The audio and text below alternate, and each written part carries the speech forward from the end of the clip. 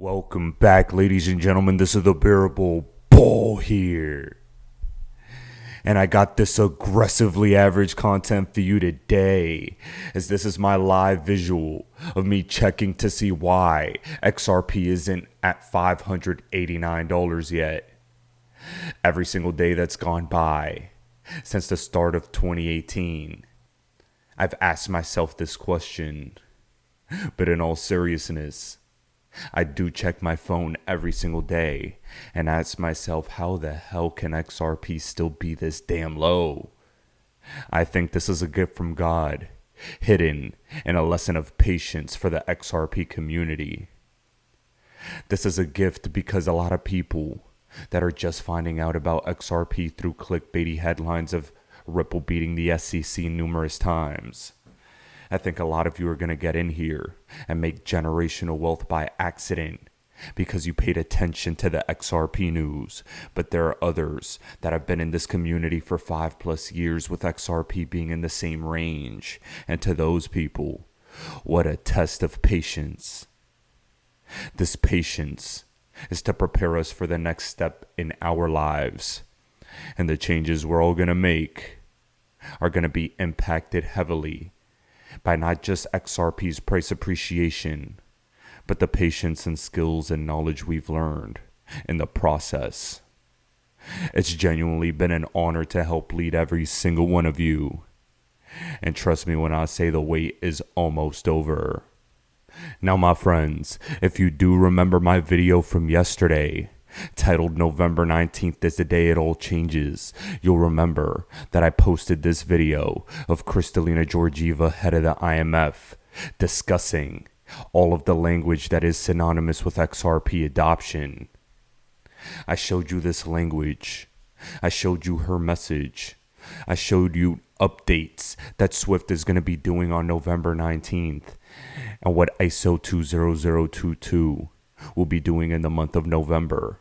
I've been warning and breaking it down for weeks now.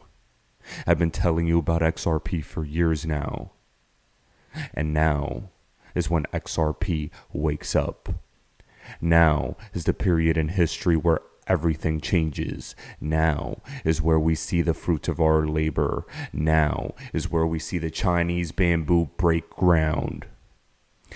I always played that video as an outro to every single YouTube I've made for a long time. And now we're beginning to see the Chinese bamboo grow. Guys, not only did Kristalina Georgieva talk about digital assets and stablecoins not going away, but we also had the IMF's chief statistician, Bert Kroos, set the stage. He stated, indeed, our financial landscape is undergoing a profound transformation and emerging digital forms of payments with central bank digital currencies, tokenized deposits, and stablecoins, as well as other crypto assets. And many of these innovations don't fit in our traditional definition of money. And we're uncertain at this stage if they're able to deliver on the promise of faster, cheaper, more inclusive, more efficient payments, or ever be called money. However, ignoring them is no longer an option. Tim Draper said it best. First they ignore it, then they try to sue it, and then they adopt it. We're in the transition phase in regards to the language these people are using to crypto. And don't listen to me say it. Listen to the IMF say it. Well, thank you, Managing Director, for this introduction, and thank you for being such a big supporter of the data work at the IMF. And indeed, our financial landscape is undergoing a profound transformation with the emergence of digital forms of payments, of which CBDCs, tokenized deposits, stablecoins, and other crypto assets. And many of these innovations don't fit into our traditional definition of money, and we're not certain at this stage if they deliver on the promises of faster, cheaper, more inclusive and more efficient payments, and if they can ever be called money. However, ignoring them is no longer an option. And to gain a better understanding of their impact on monetary policy, financial stability, and our international monetary system, we must measure them. As the MD highlighted, we need to bridge the data gaps that these new forms of payments have created to be able to formulate informed decision-making and to think of how to measure money in the new digital age. So over the next 2 days, we have a lot to uncover, discuss, and to understand. It's a challenge, but statisticians thrive on challenges. And this forum is our effort to address these challenges, bringing together experts from central banks, statistical offices, think tanks, academia, the private sector, international organizations, for meaningful discussions and deliberations. Over the past years, the forum themes have proven extremely successful and influential. At the same time, assisting the global network of economic and financial statisticians to address several measurement challenges, showcasing the IMF's leadership in this field. And for this forum too, we have an impressive lineup of presenters from various sectors sharing their cutting-edge insights into digital payment methods and how to measure money. We'll hear views and perspectives about the new forms of payments, the implications for financial stability and monetary policies, the impact on financial inclusion, touching on illicit financial flows, and how statisticians can better measure the new forms of digital payments to support policy making. We'll have the opportunity to engage with panelists who will shed light on how digital forms of payment challenge our current understanding and measurement of monetary and liquidity aggregates. Another set of panelists will discuss how to address data gaps and explore reliable data sources to assess the scale and impact of these digital forms of payment in the evolving financial landscape. And ladies and gentlemen, I'm just going to go out on a limb. I'm going to make a guess that there are still going to be people after watching this that aren't convinced. Ripple and XRP adoption are inevitable. Integral roles will be played. And we're beginning to see chess pieces being moved in the right position for a financial checkmate for those with the eyes to see. My friends, we're about to witness a changing of power as the SEC has been weakened thoroughly. The CFTC Commissioner Caroline Pham says there are emergency measures that can be implemented if it's needed to regulate crypto. The SEC under Gary Gensler has had judges poo-poo them in court to their face. Gary has no credibility. Gary Gensler, during his time at the CFTC, destroyed that office. That's why the CFTC didn't have the power to regulate crypto that the SEC claimed it has. Now, the SEC has lost plenty of credibility under Gary's leadership, and the CFTC is going to take their place. This is a bold prediction, but it's grounded in this. There are some powers that the CFTC, where I sit, has, but for something like this, which is, right now, particularly spot crypto, is not something that we can directly go in and intervene. There might be some limited circumstances where we have emergency powers, but that would need to be examined. We, as you know, are primarily very focused on the system of regulation around marketplaces, around exchanges and clearinghouses, and those market participants around commodity derivatives. Guys, we are in the bull run territory where we've done all the work. We're in the early stages, and we just have to sit back, relax, and watch the weight of our portfolios absolutely take off the way we expect them. We are in the driver's seat. All these ETF narratives are no coincidence. This is the lead up before the rollout. And all I'll ask you to do is to pay attention. This next election cycle, I might just be a one-topic vote. Personally speaking, I want some fair crypto regulations. And I don't know about you, but I kind of like what I heard in this interview about crypto and where regulation's going.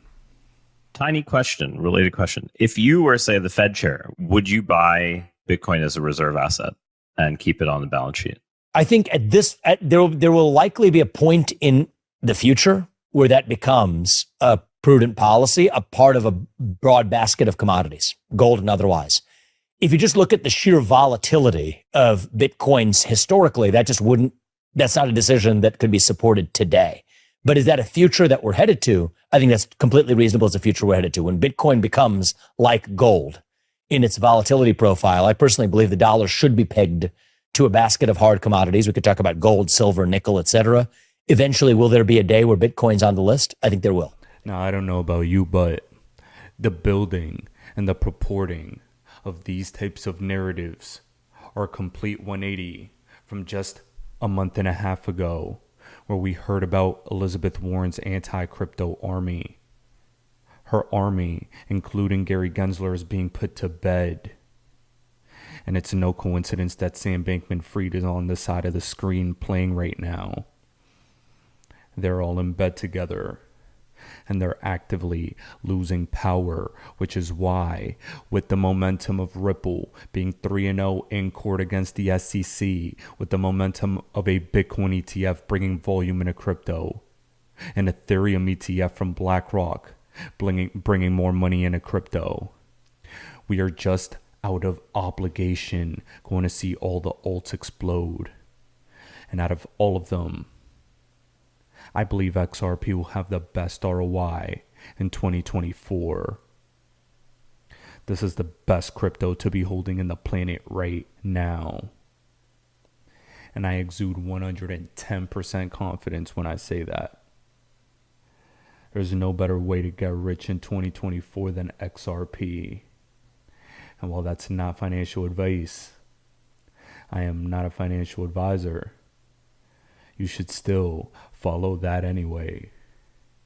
And now to cap off this video for the day, I'm going to remind you of the IMF meetings and the clips I've played over the past 2 days. I'm going to remind you of the possibility of the SEC losing power in the CFTC getting regulations.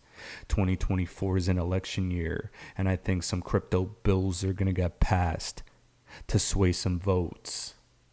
The crypto community is going to be a powerful audience to appeal to by politicians this time around. And I think we're going to have an impact. I think our bull run profits are due, and the XRP community is leading from the front in this next financial revolution as the new 1%. Ladies and gentlemen, this is the Bearable Bull here. Thanks for tuning in. Now to cap off this video for today, I'm going to leave you with James Wallace from Ripple as I remind you that Ripple is currently working with 15% of banks to make CBDCs. CBDCs are inevitable. And once you face that fact, you'll realize how powerful XRP is going to be as it's positioned itself to be the leader and the number one option for interoperability when it's all said and done. What a time to be alive. As always, I appreciate every single one of you. And just a reminder, for those of you that have been subscribing to my OnlyFans, my number one sleeper of a gem, an immense bull run warning crypto has been posted. As I was correct in saying, those were the lowest entries you were going to get on that crypto. And I think you guys may want a shot to at least check it out before it's too late.